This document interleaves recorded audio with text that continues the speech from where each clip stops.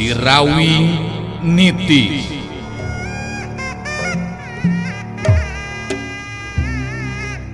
Sorot Panon Rasanti alias Munarsi, sakapeung galak gular giler, galak mataksieun anu borangan, sakapeung deui ciga anu melong kosong, arang ngiceup seperti jalma biasa, kitu nate lantaran aya dina pangaruhna Nini Karimun Sakti. Dongeng Sunda Romansilat ngajujut laku mapai rundayan carita hiji jajaka katurunan Jawara Sunda. Si Rawing Nitis. Sanca dawuk cengkat nangtung, muterkeun paneuteup kasabudereun eta patempatan, narik napas panjang bari ngagerendeng ngomong sorangan.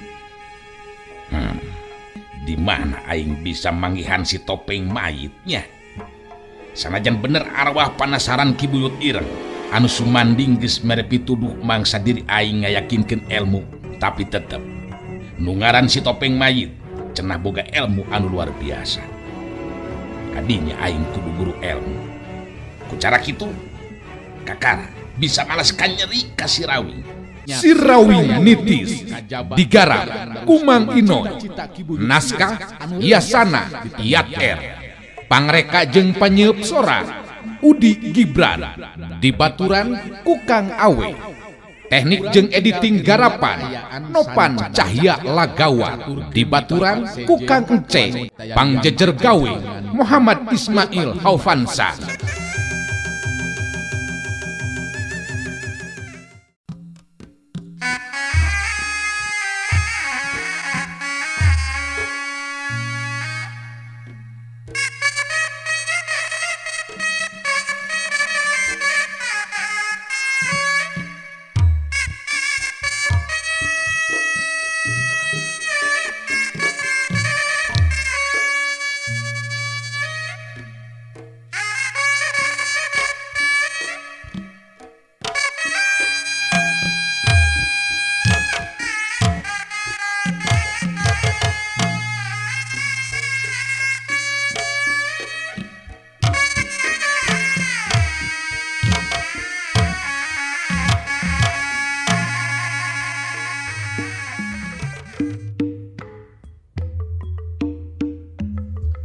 Sanca, dewek tadi geus nalek si Laras Anting di pentak karidoan dirina mangsa dijadikeun pamajikan dewek.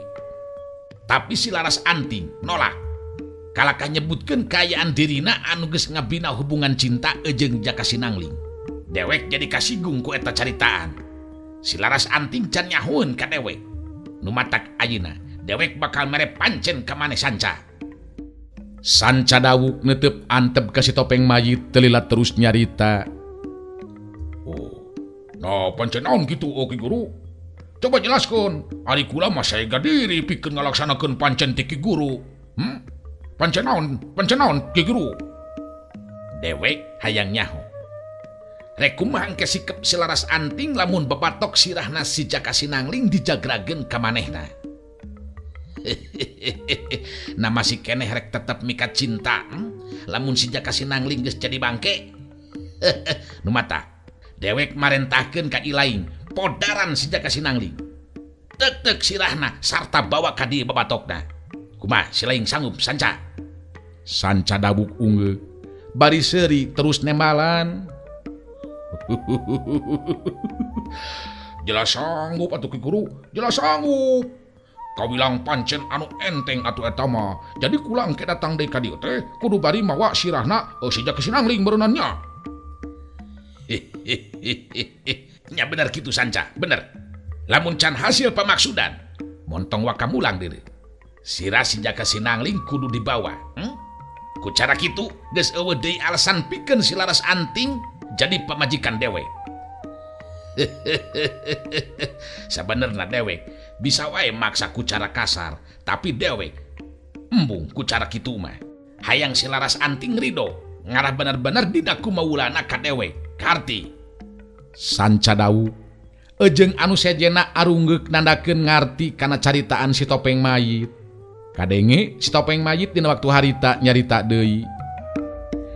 dewek sebenarnya bisa neangan awewe anu leuwih geulis tibatan si Laras Anting.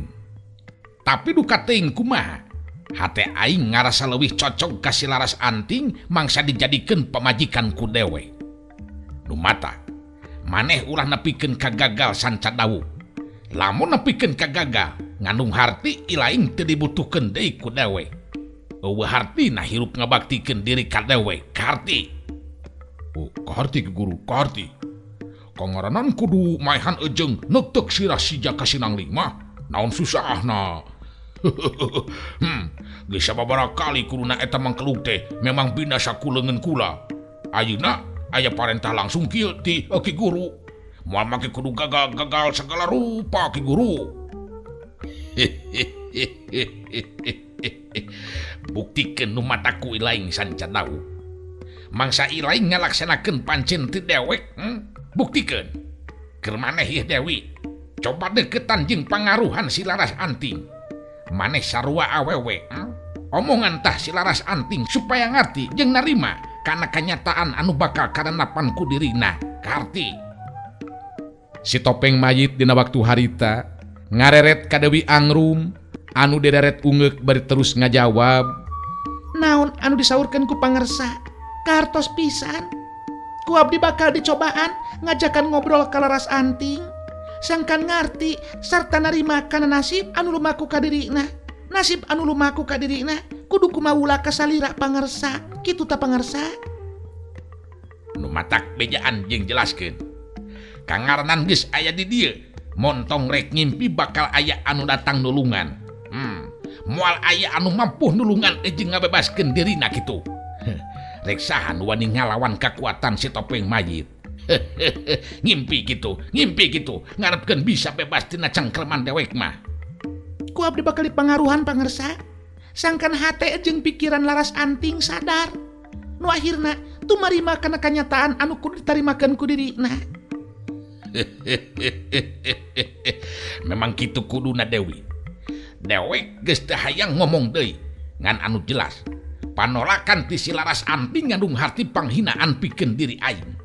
Matak manehna kudu narimakeun kana akibatna anu bakal tumiba ka si Jaka Sinangling. Terus ilaing wiguna kabutuhan sapopoe keur di dieu. Saperti biasa kudu kacumpodan mangrupa pagawean sapopoe anu kudu diperhatikeun ku si lain, karti. Wiguna ungeuk bari terus nembalan. Kahartos, ku abdi bakal dilaksanakeun sakumimistina Ki Guru. Tah, kitu maksud dewek. Pangna ilaing tiluan sina datang dina waktu ayeuna nya. Ilaing sancat lawuk. Oge Dewi, bisi rek ngobrol heula memeh si sancat lawuk indit.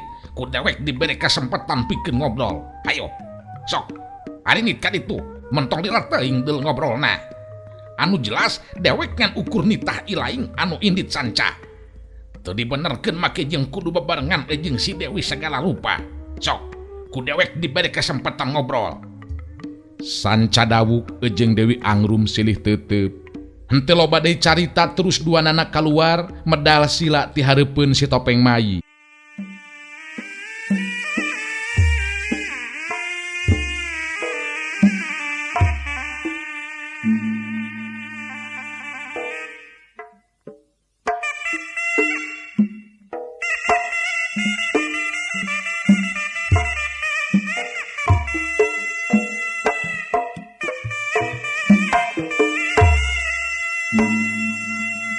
Laras Anting anu aya di jero kamarna bisa ngadenge kalawan jelas naon anu lumangsung di tengah imah.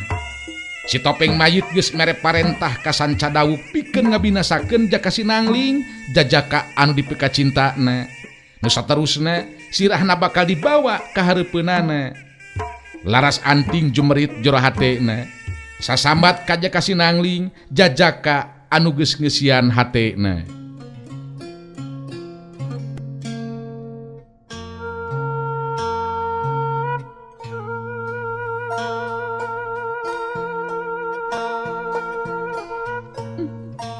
Kang Jaka, naku naon nasib diri abdi bet kieu kan. Abdi piraku kudu dijadikeun pamajikan ku si Topeng Mayit. Tulungan abdi Kang Jaka. biar aku abdi tumetep di dieu. Kang Jaka rek dibinasa, sirahna rek dibawa ka dieu.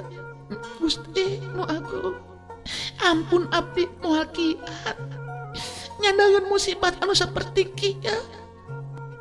Jajaka anu dipikat cintaku dari abdi aja binasa, sirahna dijieun papaes di ieu pertempatan. Si Topeng Mayit bener-bener kejam calengas, lain celemah meureunaan.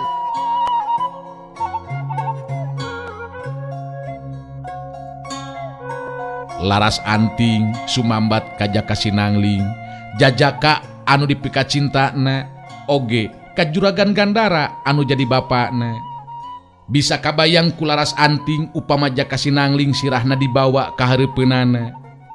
Ancur cinta jeung harepan Laras Anting mangsa hayang bisa hirup kumbuh bebarengan nyorang lumakuna kabagjaan.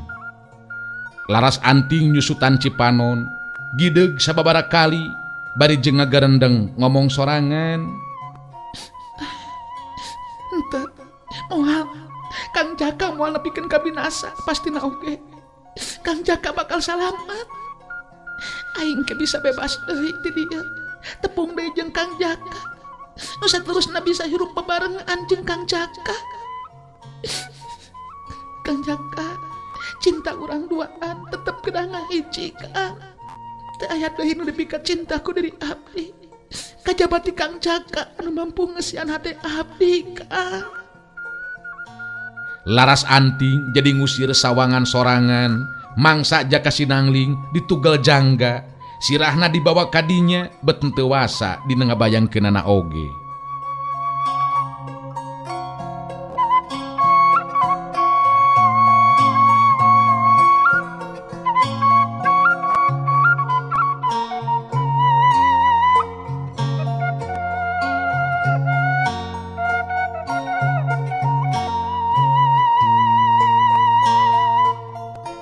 Sedangkan di luar, harita Sanca Dawuk keur ngobrol jeung Dewi Angrum, karep jeung kahayang Sanca Dawuk mah ini teh babarengan jeung Dewi Angrum. Tapi si Topeng Mayit geus mere ka Tang Tuan. Manehna moal bisa nolak jeung ngabangkang kana parentah jeung ka Tang Tuan ti si Topeng Mayit. Sanca Dawuk neuteup ka Dewi Angrum siga anu berat rek init ninggalkeun atawa papisah jeung Dewi Angrum teh. Kadenge harita Sanca Dawuk nyarita. Oh Dewi, hanya akal urang teu bisa init babarengan. Tapi akang memang kudu ngalaksanekeun pancen ti si Topeng Mayit anu sakumaha mistina. Nyata neangan si Jaka Sinangling pikeun ditugel jangga. Ditek-tek sirahna. Padahal cek akang mah geus we lah paksa akang ngaranan dirina geus beunang mah. Piraku make jeung rek nolak deui ta si Laras Anting teh. Dewi Angrum imut telila terus nyarita. Pan tadi tos dijelaskeun ku si Topeng Mayit Kang Sanca. Si Topeng Mayit mah hayang cara anu sawajarna. Dina harti Laras Anting tumarima kana nasibna anu tumiba ka dirina. Ridho bari teu kapaksa tapi dirina sadar. Lantaran memang geus taya pilihan. Nu matak abdi rek nyobaan ngajakan ngobrol jeung mangaruhan manehna Kang Sanca. Pokona mah Kang Sanca sing buru-buru beres we nya dina ngalaksanakeun pancen atawa parentah ti si Topeng Mayit Kang. Sanca Dawuk narik napas panjang terus nyarita deui. Nya akang mah jelas ini teu ayeuna keneh. Ngan kadieu di dieu Dewi ulah coba-coba hianat karena cinta urang. Akang pokona bakal buru-buru balik deui sabab terus terang henteu tenang Kang ngaranan kudu lila-lila pajauh jeung teu panggih jeung Dewi teh. Tenang Kang Sanca, tenang. Apan cek abdi oge moal abdi lunta kabur upami terek mudag jeung nyusul-nyusul Kang Sanca. Sing percaya ka diri abdi Kang. Oge kade tadi caritaan si Topeng Mayit teh Kang. Nah cerita naon teh kitu Dewi? Tuh, da Kang Sanca mah pohoan geuningan. Si Topeng Mayit tadi naneskeun Kang Sanca. Kang Sanca ulah wakarek mulang lamun can hasil mah wasirahna si Jaka Sinangling. Jadi kalau aku mah oge Kang Sanca kudu hasil ngalaksanakeun pancen ti si Topeng Mayit Kang. Dewi naon susahna naon hesena ngojoran jelema seperti si Jaka Sinangling. Apanan lamun teu dihalangan geus di kamari kene kojor tah kuleungeun akang eta mangkeluk teh nu mata eueuh istilah make jeung kudu lila akang merenan jiwana si Jaka Sinangling sekaligus bawa sirahna ka iba tempatan kitu ta Dewi. Tah mun kitu beatunya Kang Sanca sing aya dina kalancaran Kang ulah nepikeun ka aya gangguan itu ejeng ieu nya Kang nya. Oh nya kitu we atunya akang ayeuna ini teh layu tapi piraku ini kitu wae bekelan atuh akang. Dewi Angrum ngarti kana maksud caritaan Sanca Dawuk. Manehna maju ngadeukeutan Sanca Dawuk anu saterusna duanana silih rangkul papuket teu beda ti puyuh anu keur diadu. Beungeut ejeng bibir Dewi Angrum digalentoran ku Sanca Dawuk. Teu lila Dewi Angrum ngalepaskeun rangkulanana lalaunan. Neuteup ka Sanca Dawuk bari seuri ngandung harti terus nyarita lalaunan. Ulah kajongjonan Kang Sanca bahaya ke bisi satopeng mayit hayo ke ngambek. Naon kitu teh babarian geningan Kang Sanca mah. Waduh iya ari akang mah geus kieu yeuh buat teu meunang init bareng taun teh teu ngeunah dina keur kieuna teh yeuh. Kang Sanca atos bisi kaluar ke si topeng mayit cilaka jadi barabe ke. Kang ngaranan ambekna si topeng mayit urang moal aya kamampuan naon-naon Kang upama nempikeun Kang ngalakukeun tindakan sok enggal Kang.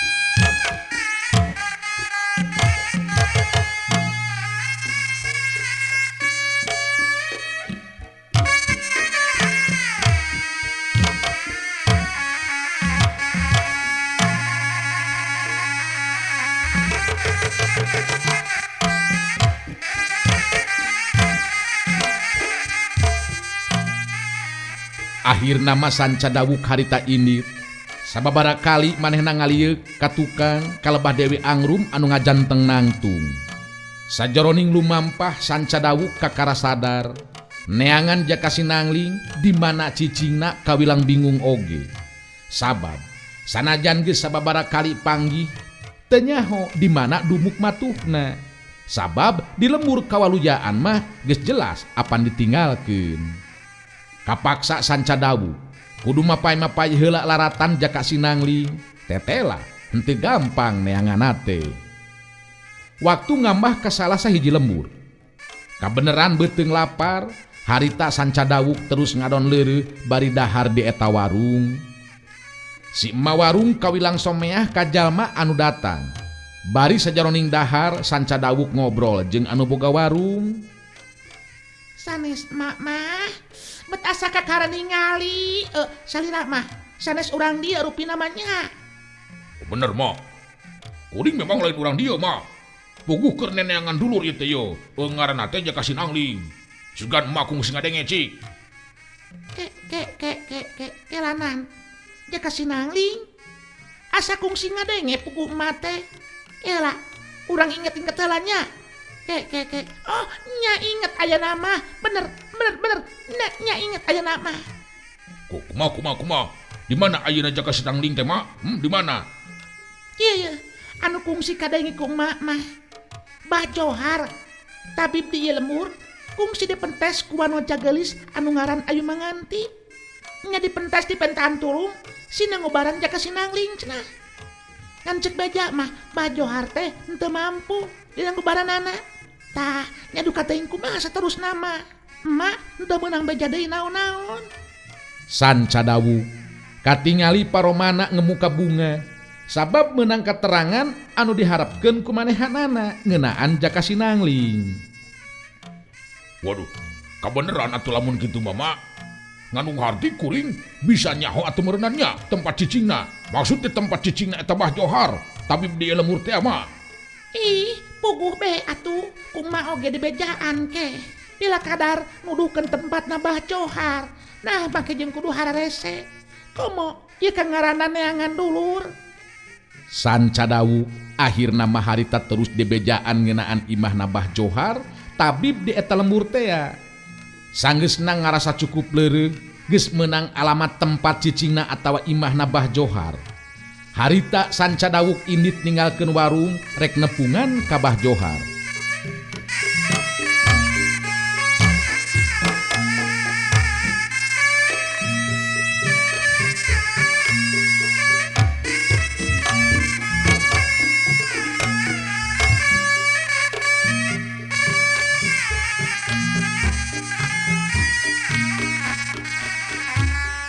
Waktu Sanca Dawuk datang ka imahna Bah Johar, ambu jeung Bah Johar ngabagiakeun sakumaha mistina kanu datang.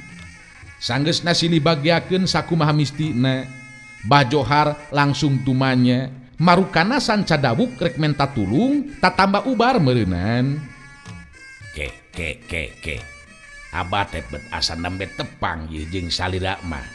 Dupi salira teh saha teh nya. Oh, kuring muka telah mah Sanca Dawuk bah. Datang ka dieu aya kepentingan itu yo. Semuhun mangga. Dupi anu teu damang na saha kitu. Mun anu munut landong ti Abah teh saha? Punten we Abah langsung naros. Ambu Johar milu nyambungan caritaan anu jadi salakina. Ih, nya mending keneh kitu gasik tampi gancang tarima. Sarta bari ditalek. Bisi ngaja datang di tempat anu anggang, cundukna ka dieu lumaku teh tinu jauh. Sanca Dawuk ngabagikeun paneteupna ka ambu jeung Abah Johar. Teu lila terus nyarita deui. Perlu dikenyahoankeun ieu ku Bah Johar. Kadatangan kula dina waktu ayeuna lain rek menta ngubaran anu jadi dulur, tapi kuring memang aya kepentingan anu bener-bener penting pisan ieu mah Bahyo. Semohon mang atuh geura saurkeun. Bade aya naon kitu? Ari sanes bade munut landong mah cobi saurkeun. Kieu ya Bah, kieu. Kuring keur neneangan jelema anu ngaran Jaka Sinangling. Pokona mah teu kudu disumput salinungkeun Bah. Bejakeun aya di mana eta anu ngaran Jaka Sinangling. Sok kancang, terus terang, ulah coba-coba ngabohong ka dewek deuleu Bah. Bah Johar jeung pamajikanana silih teuteut. Sikep jeung caritaan Sanca Dawuk jadi kasar, bet jadi nimbulkeun kacurigaan pikeun Bah Johar jeung anu jadi pamajikanana. Ke heula ieu. Dupi salira teh naon hubunganana ka Jaka Sinangling, bet naroskeun ka Abah geuningan. Montong loba bulat bolit dulu ngomongna Bah Johar. Teu kudu nyaho sarta nanyakeun naon hubungan antara dewek jeung si Jaka Sinangling. Anu jelas eta jelema teh keur diteangan ku dewek. Apan kungsi datang ka dieu dibawa ku si Ayu Mangantilin. Pentat tulung nya ka dieu. Ngan Bah Johar teu mampu. Tah ayeuna si Jaka Sinangling aya di dieu atawa di mana? Coba bejakeun. Ningali sikep jeung ngadenge caritaan anu kasar saperti kitu, Bah Johar jeung pamajikanana beuki curiga. Ambu Johar anu kadenge harita nyarita. Rupina malepat atuh Aden. Upami itu maros ngeunaan Jaka Sinangling ka dieu mah. Memang leres kantos ka dieu, tapi satu tasna salaki ambu henteu mampu ngubaran. Jaka Sinangling teh dicanak deui we ku Ayu Manganti. Bah Johar gancang harita ngarojong caritaan anu jadi pamajikanana. Tah, semuhun kitu Aden.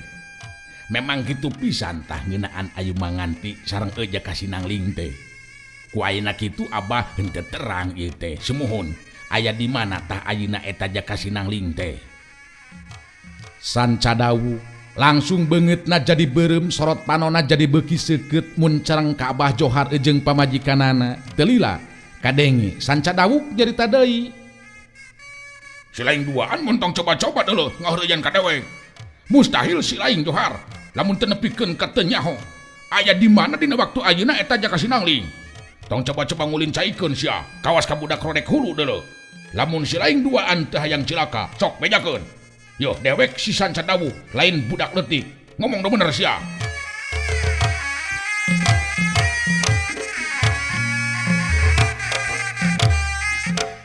Bah Johar jeung anu jadi pamajikan anak nyobaan nenangkeun geteran hatena. Maranehna duaan memang jadi keketegan hatena ningali sikep jeung ngadenge caritaan Sanca Dawuh anu bari jeung ngancam segala rupa. Tapi ari dibejakeun beuteum merean deui hatena. Sabab maranehna jadi boga anggapan eta jalma teh tangtu jelema jahat. Kadenge Ambu Johar anu harita nyarita deui. Kena sumpah mah piraku atuh Aden. Da Ambu oge sareng si Abah memang laras henteu terang aya di mana eta anu nami Jaka Sinangling sangem Ambu oge. Duka dicana ka mana ku ayeuna mangantina teh. Bah Johar kadenge harita maksakeun maneh deui cumarita. Semuhun. Memang salarasna ieu teh Aden. Jaka Sinangling teh duka dicana ka mana ku ayeuna manganti. Atuh ari Abah terang mah kanggo naon make jeung disumput-sumput henteu diwartoskeun ka salila Aden. Sanca Dawuh mun cereng Sekabak ngan sakilat leungeun kencana geus nyekelan baju lebah deukeut beheungna Bah Johar. Memeh Bah Johar ngalakukeun gerakan naon-naon. Dua ramo leungeun katuhu Sanca Dawuh diantalkeun kana genggerong Bah Johar. Kadenge Sanca Dawuh harita nyarita pinuh ku ancaman. Montong coba-coba hore sia jeung dewek mah. Sateasna ieu genggerong bakal tobros sia ku ramu dewek. Bisi maneh panasaran dewek muridna si Topeng Mayit. Anak buahna si Topeng Mayit. Di lain tangtu nyahonya saha si Topeng Mayit. Nu mata terus terang sia nyaritana nu bener. Lamun teu hayang ilaing duaan ngababatang jadi bugang di pertempatan. Ngarti? Ampun Den. Ampun Den, ampun. Ngadenge disebutna ngaran si Topeng Mayit. Bah Johar jeung pamajikanana henteu sirikna werweran kiih jemblong base. Sabab ngaran si Topeng Mayit memang geus dikenal salaku jalma anu nebarkeun mamala ka sasama sarta elmuna hebat luar biasa. Ambu Johar kadenge harita bari jeung ngadeg-deg ngabela anu jadi salakina. Punten Aden, punten sing hawatos atuh Aden. Ieu si Abah mah ulah dugikeun ka ditandasa. Sing karunya we atuh Aden, piraku tega. Kamu jeung si Abah anu geus sakieu kakolotanana. Keur dewek eueuh istilah karunya deuleu sia. Sanajan leuwih kolot ti lain duaan. Lamun memang ukur ngarudetkeun sarta teu ngabantu ka pamaksudan dewek. Ngandung hardi bakal ngalayang jiwa sia. Nu mata nu bener sia ngomong. Bah Johar jeung anu jadi pamajikanana anu satadina mah moal terus terang, tapi lantaran diancam saperti kitu ku Sanca Dawuh kapaksa da puguh sieun ari nepikeun ka kudu binasa mah. Akhirna Bah Johar terus terang ngeunaan Jaka Sinangling. Ampun Aden. Ampun Aden. Ampun nyan. Abah moal ngabohong ayeuna bakal ngabejakeun ngeunaan hal anu sabenerna. Moal bohong Aden. Lamun memang moal ngabohong ayeuna bejakeun ka dewek sia. Montong mau ke ujung ngalajokeun segala rupa sia. Lamun maneh teu hayang cilaka gancang bejakeun. Ampun Aden. Jadi Jaka Sinangling teh dibawa ke guha Legok Panamping Aden ku ayu manganti dibawa ke eta tempat sabab menang pituduh cenah kudu kadinya dibawana. Ampun nyaan eta mah teu bohong Aden. Jadi si Jaka Sinangling teh ku si Ayu Manganti dibawa ka guha Legok Panamping. Jeung saha manehna ini ke eta pertempatan? Jawab. Ampun ku Abah dianter sabab maranehna memang henteu nyahoeun lebah-lebahna eta Legok Panamping nu mata ku Abah dijajabkeunana Aden.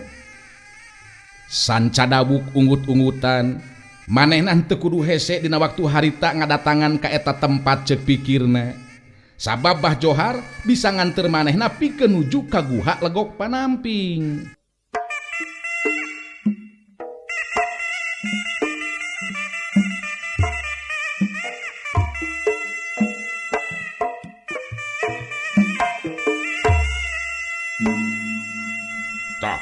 Ayeuna dewek rek nanyakeun ka maneh duaan. Nah hayang salamet atawa hayang binasa di imah sorangan. Nya kan tenan we atuh. Hayang salamet mah Aden. Ari margi Abah teh geus saki kakolotanana piraku we. Aden teu karunya ka Abah. Hade lamun kitu mah. Lamun si laing hayang salamet. Dewek anterkeun ka guha legok panamping. Kudu daek jeung kudu bisa. Lamun maneh hayang salamet, teu panggih jeung cilaka. Bah Johar jeung anu jadi pamajikanana silih teuteup. Ambu Johar anu harita kadenge cumarita. Nya geus we atuh anter ka ditu manehna ka guha legok panamping. Jeung urang kudu ngalaman cilaka mah. Dangke oge tapi ka ditu Abah mah meureunnan nuhun moli deui ka dieu Aden. Nya balik deui. Rek nahaon lila-lila di ditu. Dewek ngan butuh si Jaka Sinangling. Nu matak maneh ulah coba-coba nolak kana ieu karep jeung ka hayang dewek. Lamun teu hayang cilaka, karti. Bah Johar ungeuk bari terus ngajawab. Mangga Abah mah moal rek nolak Aden. Namun leres Aden tos dugi ka ditu, Abah mah mulih deui panginten Adennya. Heueuh balik deui. Rek nahaon barina oge make jeung lila-lila aya di ditu. Sok maneh cicing jagoan di dieu ambu. Dewek dina poe keneh rek init ka guha legok panamping. Dianterkeun ku salaki maneh. Hayu init. Init ayeuna keneh baturan dewek. Hayu init Bah Johar. Abah Johar kapaksa dina waktu harita nurut kana parentah jeung pangajakna Sancadawu da puguh sieun ari nepikeun ka kudu ditandasa ku si Sancadawu. Poe eta keneh Sancadawu jeung Bah Johar init lumampah rek nuju ka guha legok panamping. Ambu Johar ngajajabkeun salakina ku paneuteub bari jeung ngagarendeng ngomong sorangan.